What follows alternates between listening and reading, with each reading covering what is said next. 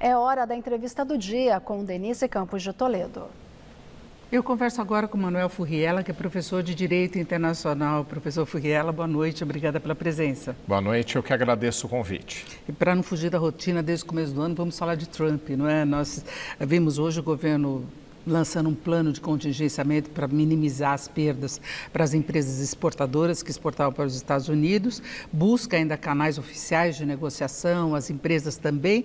Agora, na contrapartida, nós tivemos ontem aquela divulgação do estudo sobre direitos humanos, em que fala de uma piora dessa situação no Brasil em 2024, citou STF, restrições a postagens de Bolsonaro e de aliados, as restrições ao X, que é o antigo Twitter, multas à aplicação, prisões indevidas, citou inclusive aqui o estado de São Paulo, a operação realizada pela polícia na Baixada, e é um governo de um bolsonarista, que é Tarcísio de Freitas.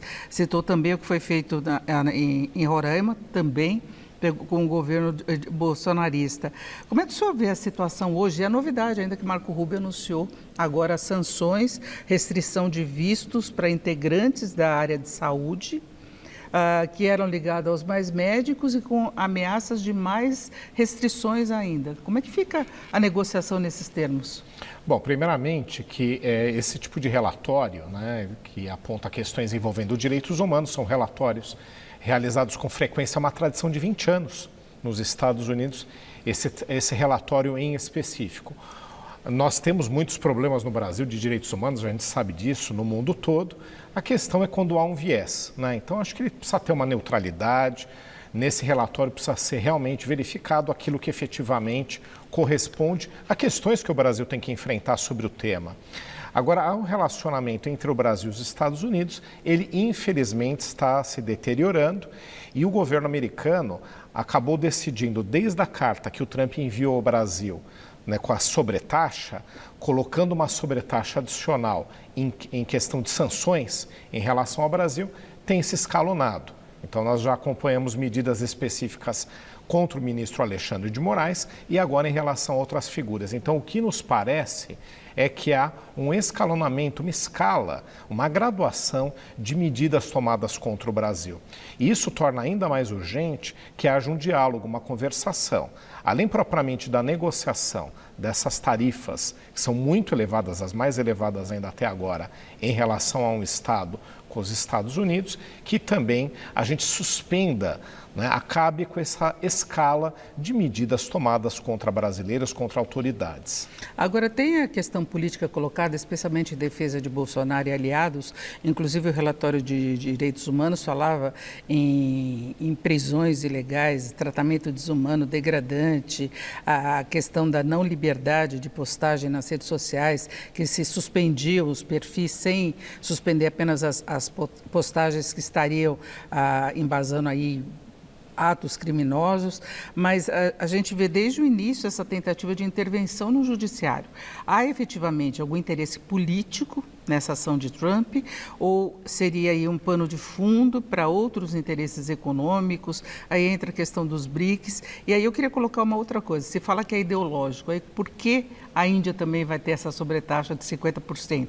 Se é um governo de direita, um governo que conversou com Trump, então não fica aquela justificativa que Lula não buscou se aproximar dos Estados Unidos. Então fica difícil entender qual é realmente o interesse dele, não é? O grande problema é quando você não tem propriamente uma régua para seguir, né? Porque quando se estabeleceu que haveria uma sobretaxa no mundo todo, a gente já começa a verificar que entre 10% e 15% é a nova tabela internacional. Que é muito alta. Que é muito alta. Mas é um padrão que os outros estados têm, os concorrentes terão. Aí a gente entende que há uma régua. Agora veja só, como você mesmo mencionou, havia ali um acerto com a Índia que de repente se abandonou, alegadamente porque a Índia tem relações comerciais com a Rússia, né, principalmente em relação à importação de recursos naturais, petróleo notadamente. Mas essa não é a mesma régua usada em relação a outros estados. A China, inclusive, importa muito mais da Rússia, inclusive quem sustenta a Rússia atualmente, que está sob tantas sanções internacionais, é a China. Por que não se aplica esse tipo de situação em relação à China, se aplica à Índia? E por que para o Brasil é outra, né? Então, acho que essa questão de quando você não tem um regramento claro, né, num novo restabelecimento do comércio internacional, pela visão dos Estados Unidos, fica com esse problema que você mencionou.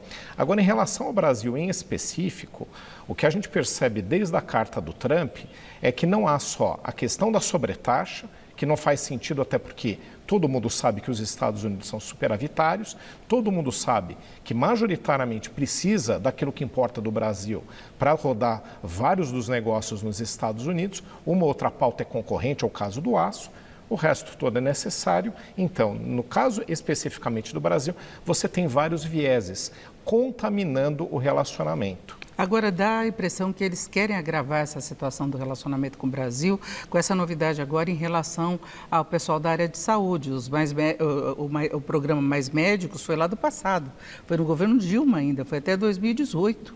É uma coisa que, inclusive, os médicos cubanos que trabalhavam aqui, com poucas exceções, eles gostavam e queriam ficar aqui no Brasil. Quando eles tiveram que retornar a Cuba, a maioria não queria retornar. Então, não dá para falar que é uma coisa, um aliado a trabalho escravo, junto com uma ditadura, e eles estão revirando lá de trás essa situação. Então, dá a impressão que eles querem um acirramento mesmo das relações com o Brasil. Sem dúvida. E o que eu mencionei, você quando não tem regras claras, é assim que funciona o comércio internacional, é assim que funcionam as relações, principalmente da maior potência do mundo. Então, você vai pescando fatores específicos para continuar no atrito. Mas aí vem o ponto, né? O Brasil tem que retomar, não é fácil, uma agenda pragmática com os Estados Unidos. Aliás, o pragmatismo é o grande norte da política externa brasileira. É, aliás, uma das razões da gente ter sucesso em relacionamento com todos os estados do mundo. A gente não tem nenhum atrito relevante. Estamos tendo agora, né, com os Estados Unidos, na nossa história recente, pelo menos aí nas últimas décadas. Então, uma agenda pragmática que foca especificamente nas discussões a respeito dessa agenda de comércio internacional e tem que tirar os outros fatos contaminadores. E aí eu acho que, pegando um ponto a respeito do Brasil, compete a nós também não politizar o discurso. Eu sei que não é simples. Mas está politizado já. Está politizado. São governantes políticos, tanto do Brasil quanto dos Estados Unidos. Mas Trump colocou a situação política, né, como a defesa de Bolsonaro. Talvez ele gostasse de um governo mais alinhado aos Estados Unidos, que ficaria mais fácil uma ofensiva, o espalhamento aí das ideias dele, mas já tem essa conotação política. Sem dúvida. Mas acho que o Brasil devia de seguir uma agenda propriamente, diretamente ligada a esse relacionamento comercial e tirar certos pontos de atrito com os Estados Unidos, como, por exemplo, a moeda dos BRICS, que, primeiro, não é momento agora dessa discussão, ela vai acontecer. A China está numa ascensão, a ideia foi da China, né, originalmente. Exatamente. Mas a China não traz essa pauta agora para discutir, o Brasil traz.